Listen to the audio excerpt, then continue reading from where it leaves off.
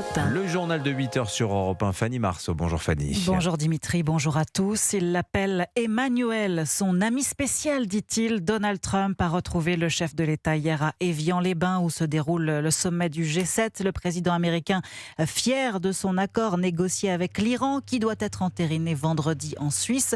Emmanuel Macron enthousiaste pour qu'il soit rapidement mis en œuvre. Bonjour Arthur Delaborde. Bonjour à tous. Envoyé spécial d'Europe 1 à Évian, vous vous trouvez en ce moment à bord d'un bus qui amène tous les journalistes accrédités vers le site où se tient ce G7. Arthur, dès son arrivée, Donald Trump s'est montré très froid hier à l'égard d'Emmanuel Macron. Oui, d'abord une image, Emmanuel Macron absent hier soir au moment de l'arrivée de Donald Trump sur le tapis rouge du G7, version officielle. Il s'entretenait avec le président Lula. Un peu plus tard, poignée de main devant les caméras, avant un premier moment de tension. Donald Trump assure qu'il n'a besoin de personne pour ouvrir le détroit d'Ormuz après-demain. Premier coup de froid. Emmanuel Macron réitère malgré tout sa proposition d'aide française pour sécuriser ce passage stratégique. Nous sommes prêts à avoir dès demain des chasseurs qui sont sur place et qui peuvent aider aux missions d'observation. Voilà, c'est une offre, nous sommes à disposition, comme l'a dit le président. Peut-être que ça ne sera pas souhaité. Autre sujet de tension, les menaces américaines de droits de douane sur les vins et champagnes français. Et l'homme du jour aujourd'hui, Arthur, ce sera Volodymyr Zelensky. Effectivement, il est attendu ce matin à Évian. L'objectif des Européens, convaincre Donald Trump de maintenir la pression sur Vladimir Poutine. Le président américain, lui, assure avoir eu ce week-end une très bonne conversation avec Volodymyr Zelensky, mais aussi avec Vladimir Poutine. Et il veut se montrer optimiste. Je pense que nous pouvons faire quelque chose, dit-il.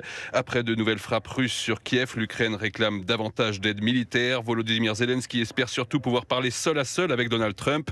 Car derrière ce G7, une question domine. Le président américain est-il encore prêt à soutenir l'Ukraine dans la durée? Merci Arthur Delaborde. Bientôt à Évian pour Europe 1. Et au cœur des discussions du G7, cet accord avec l'Iran, signé électroniquement hier soir par Donald Trump, le président des États-Unis promet une réouverture complète du détroit d'Ormuz pour vendredi. Ce n'est pas un accord, c'est une mascarade, dénonce ce matin l'ex-ministre de l'économie Bruno Le Maire dans Le Parisien aujourd'hui en France. Il accuse Washington de donner aux mollahs tout ce qu'il n'aurait jamais rêvé d'obtenir avant le début du conflit. Analyse que partage ce matin sur Europe 1 l'ancien ministre et spécialiste des questions internationales Pierre Lelouch. Écoutez.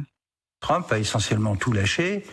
Les amis arabes, il a lâché Israël, il a lâché sur le nucléaire qui est renvoyé au calendes, sur les missiles, sur les proxys et le Hezbollah, il l'a même reconnu. Donc c'est un véritable désastre. Quand je vois les dirigeants européens, à commencer par notre président de la République, féliciter chaleureusement Trump de cet accord, je trouve ça profondément choquant. C'est pas notre guerre, c'est pas notre guerre.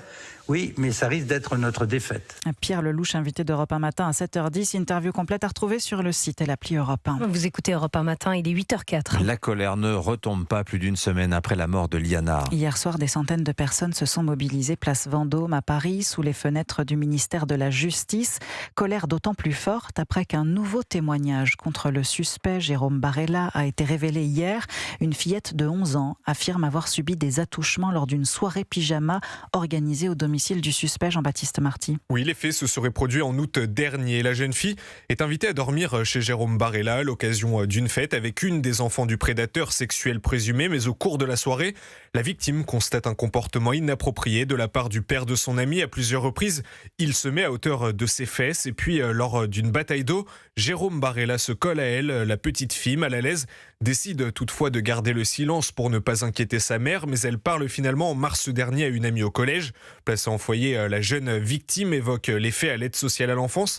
Un signalement est alors diligenté dans la foulée, signalement ensuite transmis au parquet d'Auch, mais la collégienne n'est jamais entendue par la justice.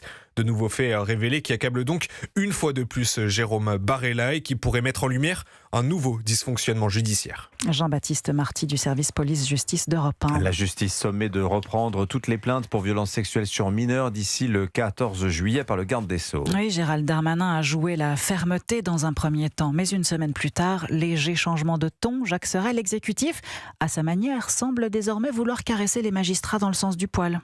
Oui, pas question pour l'exécutif de se mettre à dos les acteurs de la justice. Alors, depuis Évian, Emmanuel Macron tente de se montrer à l'écoute et n'écarte pas l'idée d'engager davantage de moyens en fonction des conclusions de l'enquête administrative qui seront rendues la semaine prochaine. Et sur cette base-là, on pourra voir qu'est-ce qu'il faut faire de plus pour protéger nos enfants, qu'est-ce qui n'est pas encore assez fort, où est-ce qu'on doit développer des unités d'écoute dans nos hôpitaux pour que ça marche encore mieux, où est-ce qu'il manque peut-être des moyens là ou là. Vous savez, nos policiers, nos gendarmes, nos services enquêteurs, nos magistrats, chaque jour, ils se battent aux côtés des associations pour qu'on éradique ces violences. Des magistrats destinataires hier d'un courrier manuscrit du ministre de la Justice.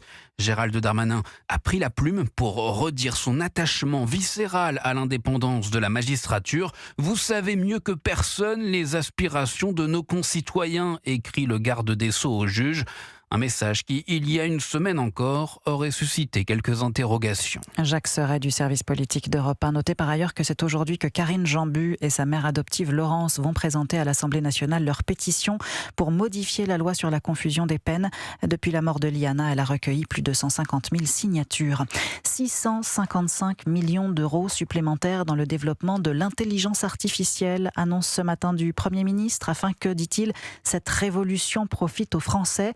À la veille de l'ouverture à Paris du salon Vivatech dédié aux nouvelles technologies. Le football, l'entrée en lice des Bleus ce soir dans la Coupe du Monde face au Sénégal. L'Amérique, ils veulent la voir, mais l'auront-ils? Premier test pour nos joueurs tricolores à 21h heure de Paris.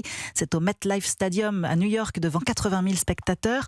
Les vice-champions du monde font partie des favoris, mais la formation sénégalaise rappelle de sombres souvenirs à l'équipe de France. En 2002, elle avait battu les coéquipiers de Zinedine Zidane 1-0 lors du mondial en Corée du Sud et au Japon, Cyril de la Morinerie. Oui, 24 ans après avoir perdu en ouverture de la Coupe du Monde, l'équipe de France retrouve son ancien bourreau, le Sénégal.